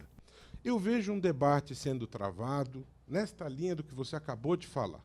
O Mário Rosa, que eu tive o prazer de conhecer em Brasília na semana passada, que é um grande jornalista e consultor na área de gestão de crises, ele escreveu alguns artigos falando exatamente isso, que a carreira do William Vac foi fulminada, e está se falando isso, todo mundo está falando isso e tal, mas ninguém está falando do racismo, que foi o pano de fundo do comentário, da questão dos negros, que é objeto deste comentário. Nós tivemos o Dia da Consciência Negra outro dia.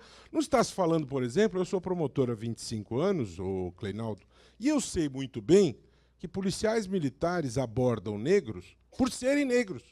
Eles não precisam fazer nada. Eles estão parados e eles são abordados porque são negros. Não fazem nada. Não tem atitude suspeita. Estão parados, são abordados porque são negros. Eles ganham uma remuneração inferior aos brancos sem qualquer motivo. Tá certo? Este debate eu não vi ser travado em relação ao comentário do senhor William Vac, né? Que, aliás, tem que ser responsabilizado criminalmente pela sua declaração, porque essa sua declaração ela é criminosa, né? Então, eu acho que a intolerância ela é inaceitável. A ideia da intolerância em si, intolerância ideológica, etc. e tal. Mas eu senti falta de um debate em relação à questão racista da declaração. E o William Vac, se tem uma carreira de muito sucesso, ele sabe também que tem muita responsabilidade sobre as palavras que ele diz. Um homem que ostenta aquela posição, num jornal daquela posição, em hipótese nenhuma pode dizer algo daquela natureza com um país que foi o último a abolir a escravidão, um país que outro dia editou uma portaria do Ministério do Trabalho afrouxando a fiscalização do trabalho escravo, tá certo? Dificultando a lista das pessoas que praticam desrespeito à dignidade humana. Daqui a pouco vão divulgar a revogação da Lei Áurea. Só falta isso, esse presidente da República querer revogar a Lei Áurea. Então, é necessário ter bastante cuidado. Eu sou contra, obviamente, a questão da intolerância, que ela é grave, mas a questão do racismo, lamentavelmente, no Brasil é grave. Aliás, essa semana circulou um vídeo na internet de uma senhora lá do Canadá ofendendo a filha adotiva de um casal de artistas, né, falando as piores coisas, e esta mulher está falando coisas de outros artistas. Ela parece que abre a torneira e vai falando de uma maneira absolutamente irresponsável. E tivemos um artista negro aqui, espancado aqui no Terminal Dom Pedro, e seguranças que nada fizeram. Então, esta é uma questão que tem que ser lamentavelmente debatida, porque no Brasil, infelizmente, nós temos racismo, sim. As pessoas são desrespeitadas em relação ao fato de serem negros. E o senhor William Vac, ele tem responsabilidade pelo que ele faz. E as pessoas não vieram... ele não compareceu para se explicar em relação àquilo, o que também tem significado. Com todo respeito, Kleinaldo, mas meu ponto de vista. O Kleinaldo, eu fico imaginando se o Paulo Francis faria o sucesso que ele fez nos dias de hoje, né? Porque o que o Paulo Francis falava ali era uma coisa incrível. Mas, assim, dito isso, eu acho que, na verdade, ele se revelou... A gente se revela no privado, né? Há uma imagem da pessoa e a vida como ela é. Ali, ele deu um azar desgraçado, mas ele falou de uma forma... Quem viu aquela matéria, de uma forma raivosa, não foi um xiste, não foi uma coisa raivosa. Eu acho que a posição que ele assume numa posição, num jornal como a Rede Globo Televisão não é possível, é lamentável. Por muito menos do que isso, uma pessoa seríssima, o diplomata Rubens Recupero, que simplesmente falou fora do ar: o que é bom a gente mostra, o que é ruim a gente esconde. Ele deixou o governo, foi uma perda para o país, inclusive, porque é um homem do bem, um homem da ciência. Agora, o William Vac, eu acho que ele foi foi bastante feliz. Mas, dito isso, eu queria também dizer que essa questão da intolerância na rede é uma coisa assustadora. A gente não sabe para onde vai, mas a moça que falou ali está saindo. Você tem como sair da rede, né? A opção que você tem é que se ficou muito intolerante com você, você vai embora dessa rede, né? O problema é que todas as redes são intolerantes. E isso revela algo nesse mundo novo de comunicação que, inclusive, é objeto de muito estudo por esse tema. Por que a pessoa... Porque ela não é intolerante assim no dia a dia, na praça. Parece que revela uma outra pessoa. Quer dizer, o fato do anonimato, né? Quer dizer, se você não está, é uma coisa realmente assustadora. E não basta ter uma rede específica, basta ver os comentários de algum assunto em jornal, mata essa pessoa, olhem bem para o rosto dessa pessoa. Eu vou contar para vocês aqui rapidamente, e esse importante, o problema da mídia. O meu colega de Procuradoria Eleitoral, o Dr. Luiz Carlos Santos Gonçalves, teve um episódio muito curioso. Ele acordou de manhã com um monte de WhatsApp prestando solidariedade para ele. O que tinha acontecido? A Polícia Civil aqui de São Paulo prendeu um advogado chamado Luiz Carlos Gonçalves. O que fez um site famoso aqui? Fez uma pesquisa rápida na internet, pegou o Luiz Carlos Santos Gonçalves, botou a foto dele como ele fosse o advogado preso do PCC. Ele chegou a receber ligações de alunas dele dizendo: "Dr. Luiz, eu acredito na sua inocência." Quer dizer, agora, o que eu estou dizendo para vocês é como isso primeiro, que é instantâneo. Né? É instantâneo. Vocês imaginam uma notícia falsa num sistema digital mais sofisticado, às vésperas de uma eleição disputada em 2018? O que isso pode acontecer? Porque antigamente você tinha um jornal, né? Você tinha Maulibã, você tinha um jornal, mas você pode ter uma divulgação maciça de uma informação pouco antes das eleições, de uma eleição disputada, não é? Então, quer dizer, por isso que eu reafirmo o que eu falei aqui no início. Eu tenho muito receio dessas eleições, porque, de fato, é uma coisa que nós vamos precisar enfrentar, isso me parece inquestionável, não é possível, o mundo vai caminhar para isso, sendo que no caminho, nossos filhos, quem tem filho adolescente, a informação dele é isso aqui, qualquer coisa está aqui. Ninguém abre o jornal, né? Então... essa é uma questão de enfrentamento importante, porque eu acho que isso diz muito respeito à qualidade da democracia, né? Isso é importante. A informação é fundamental para a gente tomar as decisões públicas, né? É justamente o que eu ia perguntar, Pedro. Você acha que a justiça está preparada para essa nova forma de informação?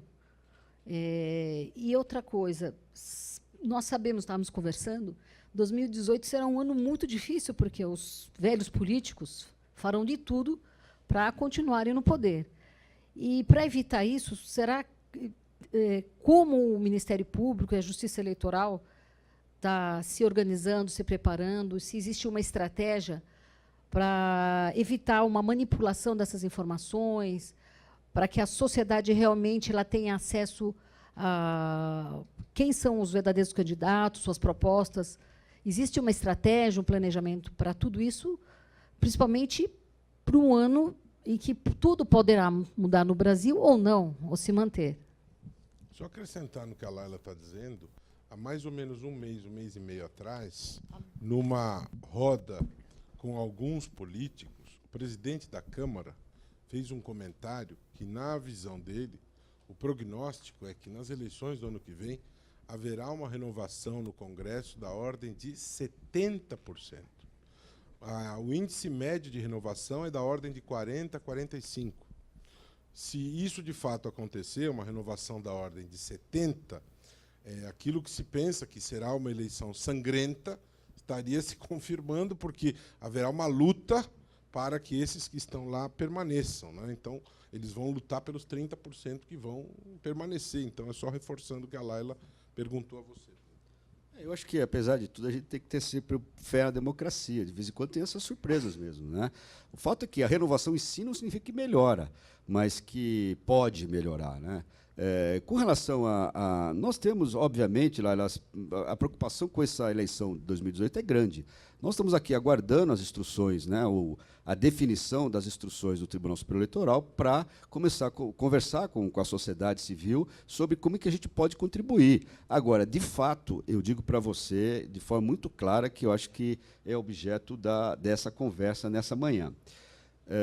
Um judiciário com alguma dificuldade nessa área de controle do aspecto digital.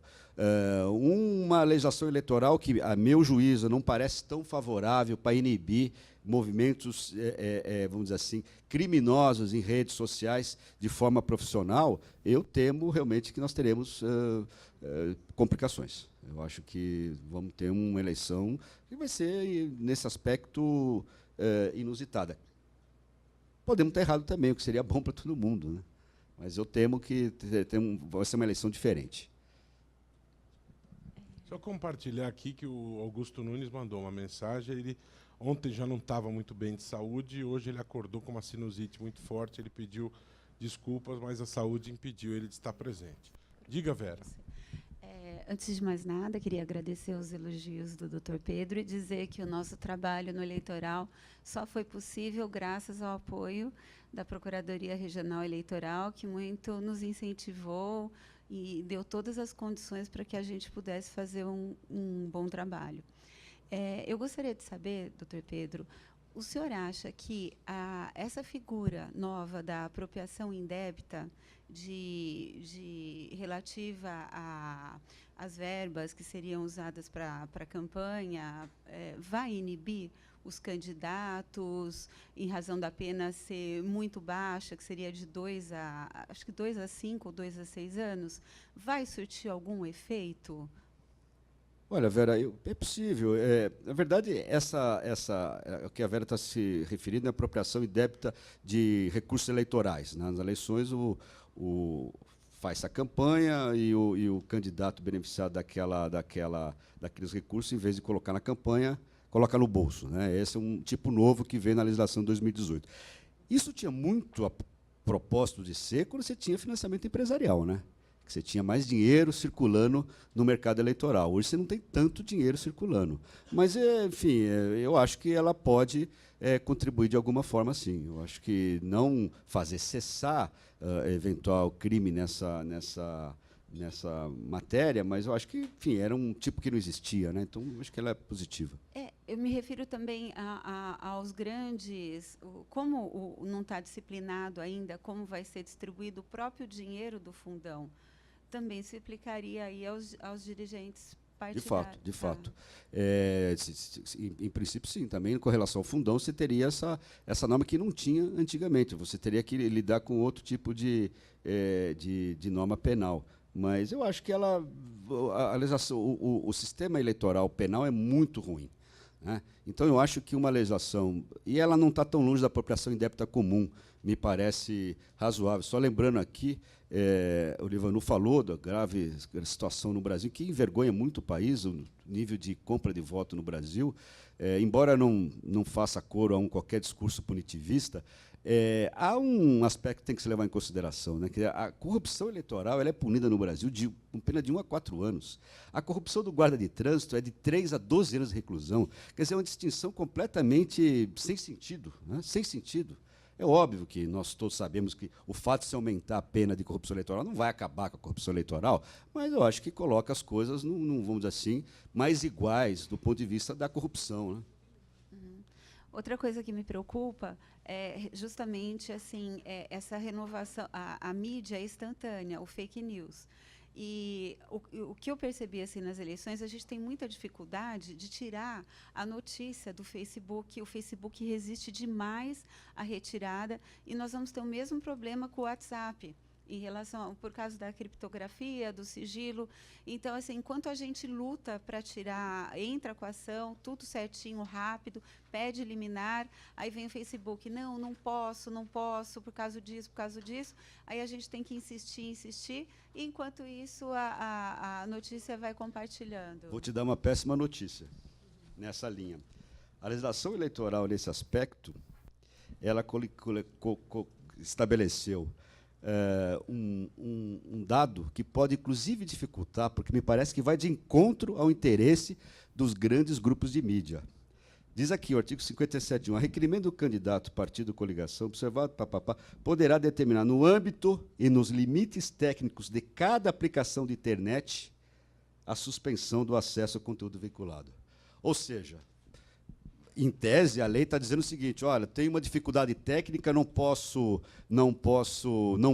vamos dizer assim, tirar aquela mensagem. Isso, e você falou bem, velho, quer dizer, basta uma mensagem para você replicar com dano. Eu vou te falar que nós falamos dessa coisa de destruição de reputações, né? Essa eleição vai ser difícil. Oi. Sobre essa questão da atração e da atenção da internet durante a campanha, vocês precisam, é preciso levar em consideração que a dificuldade que existe não é só uma questão da legislação, etc. É porque a visitação e o tráfico de informações é, de fato, o negócio desses sistemas. Então, eles estão pouco se lixando com o que está sendo postado lá. O que ele precisa é que haja atração. Ponto. Então, se formos lenientes no momento em que essas empresas se organizaram aqui no país para imaginar como seria essa legislação, cabe agora à sociedade pressionar para que se altere. Desculpa, gente, me apontem alguma revolução de qualquer coisa que ocorreu sem sangue, aí vou estar diante de uma fake news. Não é verdade? Então, esquece, gente. Se os juízes de primeira instância, como li outro dia, mesmo que seja do interior de Sergipe, se os juízes de primeira instância não atuarem, e cada vez mais, desculpa entrar na área de vocês, hein? Falando como cidadão. Se os juízes de primeira instância não usarem a sua independência garantida pela Constituição para atuar em favor do país, não será a Suprema Corte que fará isso. Period.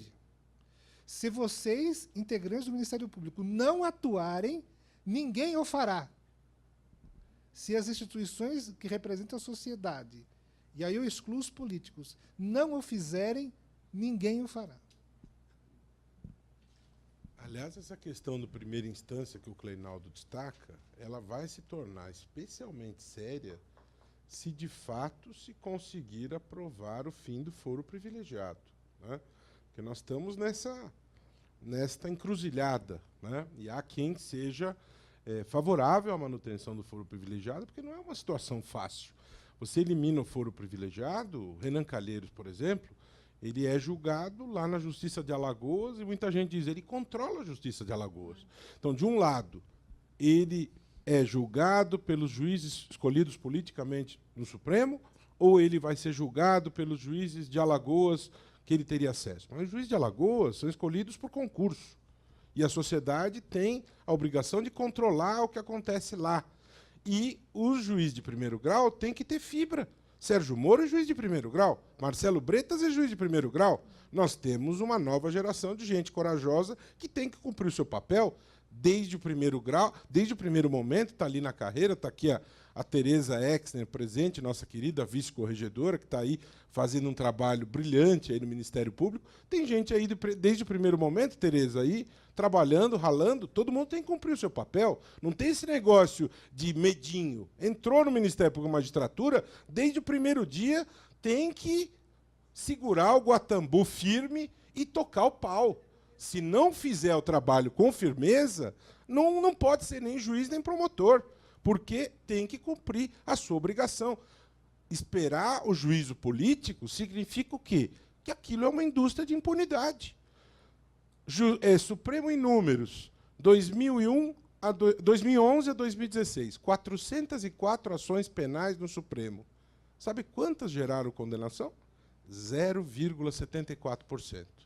É isso que nós queremos? Nós queremos uma justiça que funcione. Justiça que funciona, sem privilégio, é acabar o foro privilegiado. Agora, a sociedade tem que fiscalizar. A justiça de primeiro grau tem que cumprir o seu papel. É padrão Sérgio Moro, é padrão Marcelo Bretas, é padrão justiça que funciona, com rapidez, com coragem, como o Cleinaldo falou. Tem que ser desta maneira. Cada um fazendo o seu papel. Ah, mas o Barbalho vai querer influenciar o Henrique Alves no Rio Grande do Norte? A sociedade tem que apoiar essas pessoas. E nós temos que empoderar essas pessoas para elas cumprirem o seu papel. Não temos alternativa. Nós queremos o quê? Que os juízes políticos fiquem ali manipulando? Não podemos esquecer que o Procurador-Geral da República também é escolhido politicamente. Então, quem acusa é escolhido politicamente, quem julga é escolhido politicamente. E nós estamos dependendo disso para a responsabilização dos políticos. Essa é uma encruzilhada difícil. Pode. Tereza. Ah, você estava na frente. Então, ela, depois Tereza. É rápido. Bom dia, eu agradeço a oportunidade de estar aqui. Eu sou a Isabel Teixeira, do Partido Novo. E eu vejo que todo mundo está pensando muito na eleição, na campanha. Eu estou pensando também num aspecto mais prático disso tudo, que é a eleição em si, a questão das urnas eletrônicas, que eu vejo muita discussão a respeito disso, se essas urnas são realmente inexpugnáveis, se seria o caso de pensar em voto escrito mesmo à mão, põe o dedão lá, enfim. Eu queria saber a opinião de vocês sobre esse assunto. Bom, inicialmente queria parabenizar, né, os nossos colegas, a Laila e o Liviano, por mais esse evento, cumprimentar também aqui os debatedores, os palestrantes, né, é sempre bom, né, a gente se aproximar aí de quem está mais em dia com esses assuntos, e o tema eleitoral é algo que realmente suscita muitos debates e muita atenção. E, como já disse aqui o nosso amigo jornalista, eu concordo, nós estamos em plena revolução digital, né? Então, realmente, nós temos aí abusos de toda a ordem, mas, claro, que também avanços. Como tudo na vida que se altera, que traz o novo, nós estamos aqui exatamente nesse limite, né? Até onde devemos ir, como devemos reagir. Acho que é um processo de educação da própria sociedade. Assim como eu sempre penso, o processo eleitoral. Eu acho que o processo eleitoral é um dos pilares, evidentemente, da democracia, e é sempre um processo de avanço e de educação da população, porque, à medida que ela escolhe, com seus acertos e com seus erros, eu acho que isso faz com que o país avance, com que novas ideias surjam. Agora, me preocupa realmente, sobretudo, essa questão chamadas, né, fake news, ou como disse aqui o Liviano muito bem, né, a nova denominação da mentira, né? Achei isso muito perfeito, exatamente. E o que eu penso é o seguinte, chamando para o processo educativo, né, há um tempo eu estava lendo sobre a questão da nova forma também de se educar nas escolas, porque o que a gente tem como tradicional é o quê? O professor chega, traz conhecimento e depois vai cobrar do aluno aquele conteúdo. Hoje, de toda forma, o conhecimento está à disposição, né? A questão hoje não é levar o conhecimento, porque o conhecimento está à disposição ali ao toque dos dedos, mas é como você escolher ou optar o que é o correto, o que é o melhor, qual é a fonte segura para a obtenção desse conhecimento. E aí eu pergunto, no âmbito da justiça eleitoral, parabenizando, eu sempre faço isso, porque a Vera realmente faz um trabalho realmente elogiável, digno, né, de aplausos, de fato. Mas de que forma a justiça eleitoral poderia, nesse âmbito pré-eleitoral, não talvez por meio de, não sei, de propagandas ou de informações à opinião pública, alertar sobre isso? Olhe, a divulgação, nós não podemos impedir isso, né? Mas de que forma? Mas, por favor, venham conhecer a fonte. Fontes confiáveis são tais, tais e tais, não sei, organismos, Transparência Brasil, ou o próprio site da Justiça Eleitoral, para que a população possa realmente ser melhor orientada, não é? Porque eu acho que talvez essa esse seja um caminho, não é solução para nada, evidentemente, né? Mas talvez seja um caminho, não sei. Gostaria de colocar essa reflexão aqui e compartilhar com os senhores. Obrigada, obrigada. Tereza, prazer te conhecer. Tereza Isabel, vou falar primeiro da Tereza, depois da Isabel. Eu acho que você deu um sopro de otimismo aqui nessa manhã, talvez não otimista, porque a Tereza me fez lembrar de uma coisa que é importante. Nós vivemos o maior período democrático na história desse país, desde a Constituição de 1988. Isso é algo a se comemorar. Um país que teve tantos retrocessos institucionais, como foi a história desse país, né, onde você teve uma justiça eleitoral, por exemplo, criada justamente para acabar com uma forma de corrupção eleitoral nos anos 30. A justiça eleitoral tem essa origem, né, uma origem importante do ponto de vista democrático.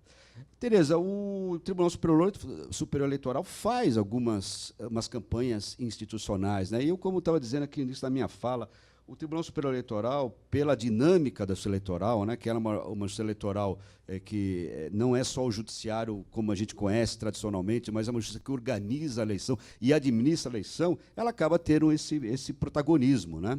A própria questão das instruções, que eu estava me referindo para os senhores, que são minutas, que eu me referi ao longo da minha fala, estão sendo objeto de discussão e audiência pública no Tribunal Superior Eleitoral. Quer dizer, eu acho que isso é um sinal democrático. Quer dizer, as pessoas podem se organizar, o Ministério Público, meus colegas de Brasília estão lá. Quer dizer, eu acho que é um processo, há um espaço para isso, né? Isabel, eu assim, como cidadão, eu digo isso. O que a gente ouve é que há muitas dúvidas, mas, ao mesmo tempo, não há nada concreto. Recentemente, o Tribunal Superior Eleitoral estava fazendo um convite para quem tem dúvidas com relação à fidelidade do processamento daqueles dados, que procurem, fizeram até um evento, invadir, né? E o que eu fico pensando é o seguinte, Isabel, como cidadão, a maior garantia de que eu não acredito nessa história que um presidente do Tribunal Superior Eleitoral mais falou, que é infalível. Óbvio que não é infalível. Não há sistema de informática infalível. Mas o que nós estamos, se a gente for pensar na democracia brasileira, a partir da introdução desse mecanismo, eu acho que houve poucos casos em que, por exemplo, o caso que nós podemos lembrar, um caso que ficou famoso para os mais antigos, digo mais antigos nós aqui, né? Mais antigos, jovens há mais tempos, do caso do governador do Rio de Janeiro, o Brizola. Isso foi um caso que escandalizou o país. Esses casos não aconteceram mais. Eu tenho a impressão de que ele é basicamente seguro, e o que me parece bastante bom nessa história, ele é bastante auditado pela sociedade. O Tribunal Superior Eleitoral faz diversos eventos em que permite essa auditoria, vamos dizer assim, pela sociedade civil. Me parece um bom produto nosso. Eu não sei se essa é a melhor coisa da justiça eleitoral, mas acho que é um bom produto. Agora, só repetindo o seguinte, a justiça eleitoral é uma justiça fiscalizada pela sociedade civil, pelo Ministério Público, pelos partidos políticos, pelos candidatos. E é sempre possível, você está aberto para um questionamento, né? E não podemos esquecer que no Brasil continental, nós temos no sistema, nós lá nos rios, nós tínhamos risquinho fora do quadradinho que gerava anulação de voto. Então, não vamos também ter que o sistema de voto no papel era uma maravilha e tal. Tinha muita fraude. Então, existem muitas lendas e muitos mitos em relação a isso. E o sistema de voto eletrônico, como bem colocou o Pedro, existe muito controle em torno disso. E existem muitas fábulas que são construídas em relação a isso. Fórmula perfeita não tem. Essa questão de você imprimir o voto como uma garantia pode ser um instrumento que dê um pouco mais de segurança e tal. O importante é que haja esses debates, que a sociedade esteja acompanhando tudo isso. Hoje, a sociedade está mais atenta em relação a esses temas todos, o que é um dado importante. Hoje, a sociedade não sabe quem são os jogadores da seleção, mas sabe quem são os ministros do Supremo, né? Esse é um dado interessante, né? Se você comparar com tempos passados, né? De uma certa maneira, pode revelar uma evolução, né? Mas não tem solução perfeita, né? Cleinaldo, queria falar sobre isso. Responder as duas. Com relação ao sistema atual, é o que temos para o momento. Será diferente? Sim, será. Em até 30 anos, nós já vamos ter as primeiras experiências de sociedades com pessoas chipadas. Então, a pessoa dentro da casa terá dispositivos e todas as aferições, votos, seja lá o que for, poderá ser feito com dispositivos na sua casa, né? As pessoas serão diferentes, a privacidade será outra, etc. Azar de quem estiver por aí. Será um outro tipo de vida, mas, enfim, será desta maneira. Hoje, cabe aos players da brincadeira saberem como fiscalizar. Se eu assessorasse um partido, seria muito difícil fazer, mas se eu assessorasse um partido, se uma coisa eu teria que fazer é ter condição de eletronicamente fiscalizar o sistema. Ok? Problema. Aí a garotada hacker sabe como fazer isso. Não é algum elemento. Agora, para as questões, Tereza, né? Que a Tereza colocou, eu vou fazer uma rápida colocação, abusando da doutora Fabiola Sucassas, que está aqui conosco, e da professora Rita Alves, que acabou de se ausentar, que é educadora. Toda essa questão passa por um elemento chamado educação quanto mais cedo. Democracia, participação democrática deveria ser ensino básico, para a pessoa saber se integrar na sociedade. Ao contrário do que fala a pessoa da escola sem partido, essa bobagem gigantesca de uma intolerância absurda, participação na sociedade deveria ser ensinado. Só que, entre esses ensinamentos, e aí tem as minhas discussões com a doutora Fabiola, está, inclusive, em se ensinar como ser menino, como ser menina, como a gente vai se inserir enquanto adolescentes e adultos na vida da sociedade. E aí tem uma barreira gigantesca chamada estrutura familiar, funcional ou disfuncional, não importa. Então, se o legislador não entender que é preciso criar um plano de educação para se formar cidadãos, e aí tem uma discussão do que é ser cidadão, nós não vamos chegar a algo que esse grupo que está aqui, pelo menos, ache minimamente aceitável. Porque todos esses qualificativos que usamos aqui, de problemas que eventualmente nós achamos que sejam problemas da sociedade, é tudo uma enorme falta de educação. Bom, pessoal, nós estamos nos aproximando, já meio-dia. Talvez tenhamos espaço aí para mais 2 perguntas. Quero aproveitar para registrar e agradecer a presença da colega Liliana Mortari, Aline Zavalha, Fabiola Sucassas, Ana Laura, Vera, que abrilhantam aqui esse nosso evento. Muito obrigado pela presença. Tem espaço aí para mais 2 perguntas. Quem se aventura para fecharmos aqui? Ou já estão satisfeitos com as indagações? Doutora Liliana, que acaba de ser eleita aí para o órgão especial, a mais votada aí para nos representar no órgão especial. Muito obrigado pela presença, Liliana. Obrigada a você, Liviano. Parabéns você e Laila pela organização desse evento. Eu me atrasei um pouco, mas do pouco que vi, só tenho a agradecer as palavras dos palestrantes. O tema cada vez se fará mais presente na vida de todos nós. E eu estava aqui pensando, é quase uma provocação que vou dizer, mas na eleição do Trump foi muito claro o fake news. Eu me lembro de uma entrevista com um cidadão qualquer lá de um estado X, que dizia assim: eu publicava diariamente mentiras, notícias falsas. Publicava no Facebook, sim, estou aqui e a lei não me atinge. Então, se nós chegássemos num momento em que conseguíssemos desenvolver uma tese jurídica da verdade como um bem imaterial e que a notícia falsa pudesse, por meio de alguma ação, ser extraída desse meio. Acho que é só um sonho, mas é algo que... Porque a mentira, e ela é fácil, muitas vezes, quer dizer, no caso do Trump, a história de Hillary e outras coisas, não demoraram muito tempo para vir à tona. E o estrago foi evidente, né?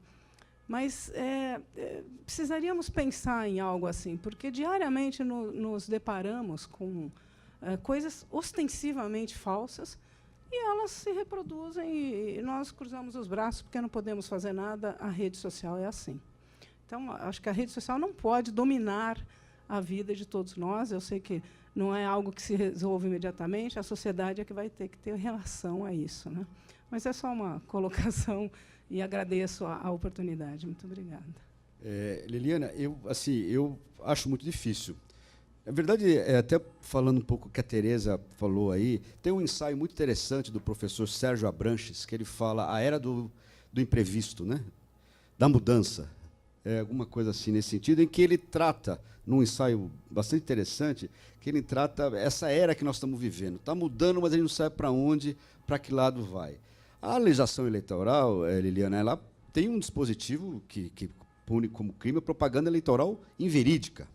Agora, eu pergunto para você, como é que nós vamos fazer isso, processar isso no mundo da mídia digital? Quer dizer...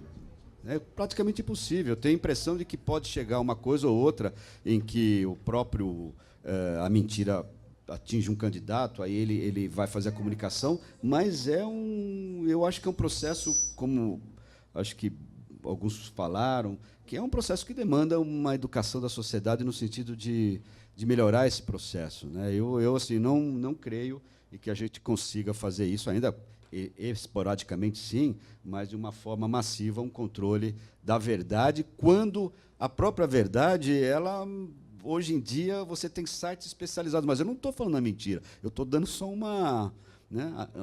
exatamente uma interpretação. Isso é um negócio realmente assustador, é realmente assustador isso. É um mundo que realmente preocupa, porque preocupa a informação democrática, né? Perguntaram um tempo atrás para o Paulo Maluf, mas, deputado, 2 mais 2 não é igual a 4? Ele respondeu, depende. E outro dia, ele postou na rede social que ele era um homem honesto, que ele não está nem no Mensalão, nem no Petrolão, né? Ele é um político honradíssimo.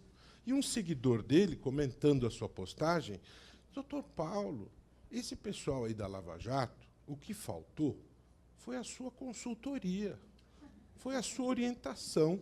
Se o senhor tivesse dado uma orientação bem dada, não teria casa caído para eles, né? Então, foi uma falta de orientação. Então, você vê essa questão da verdade. Só lembrar que o Paulo Maluf está pendurado no embaixo da declaração no Supremo Tribunal Federal, né, com condenação já prolatada pelo Supremo e com início da execução da pena em regime fechado, segundo o voto do ministro Fachin. A ver os próximos capítulos. Ser pendurado na cela, né, Pedro? O Brasil está aguardando esse desfecho, né? Então, e essa questão da verdade que você colocou muito bem, Liliana, na esfera penal não existe a obrigação da verdade, não existe o direito à mentira. Então, é uma questão complicada. O direito americano, quando o sujeito ele descumpre esse dever, ele pratica crime, mas aqui o nosso direito tem uma estrutura diferente, né? Quem sabe um dia seja diferente. Fala, Pedro. Bom, vamos lá. Não vou falar dessa história de verdade, porque é uma coisa muito complicada, mas, na sua fala, a questão é, quando é praticado quando é praticado algum crime, seja de tipo A, tipo B, tipo C na internet, como é que vai se fazer para punir isso? E nessa questão da informação, você precisa sair da caixinha, no meu entendimento, para poder encontrar o caminho. Então, deixa eu aqui dar um exemplo. Cyberbullying é uma informação, não é? Uma informação falsa, uma distorção, não é? Só que não é de política, é sobre alguém. E, ao longo dos últimos anos, a doutora Laila tem acompanhado isso, a quantidade de processos relacionados aos danos causados em diversas figuras criminais e da área civil tem ocorrido. E como é que tem se comportado o judiciário, os advogados, os promotores e o judiciário na hora que julga isso? E essa é a maravilha da internet, porque lá tudo é registrado, tudo é rastreado. A nossa perícia de interno do Brasil já consegue recuperar 32 vezes aquilo que foi apagado num disco rígido. Isto posto, fora o que é gravado na nuvem, né, que a pessoa faz as bobagens e nem sabe que está lá na nuvem. Ao acessar esses dados, é muito simples. Quem curtiu é conivente. Quem sabia e não fez nada é omisso. E está todo mundo sendo punido por conta disso. Isso vai depender da capacidade do funcionamento dos operadores de direito. Vocês é que têm que ter a capacidade de encontrar estas respostas. Okay? Pessoal, muito obrigado pela presença de todos vocês. O horário vai já nos mostrando que o almoço se aproxima, né? Não queremos ser acusados por ninguém de desrespeitar esse direito fundamental à alimentação, para não ser acionado o Ministério Público, né? Então, bom senso recomenda o encerramento e o agradecimento a todos pela presença. Acho que foi uma boa jornada de discussão aqui. Mais uma vez, um agradecimento à Associação Paulista do Ministério Público e aos queridos debatedores Pedro, Cleinaldo, que brilhantemente aqui desempenhou este papel aqui de improviso. Muito obrigado, Cleinaldo, nosso querido parceiro. Já que aqui me colocaram, falei. Falou e falou muito bem. Você é um grande parceiro, um grande companheiro de jornada. Obrigado, pessoal, pela presença e até a próxima.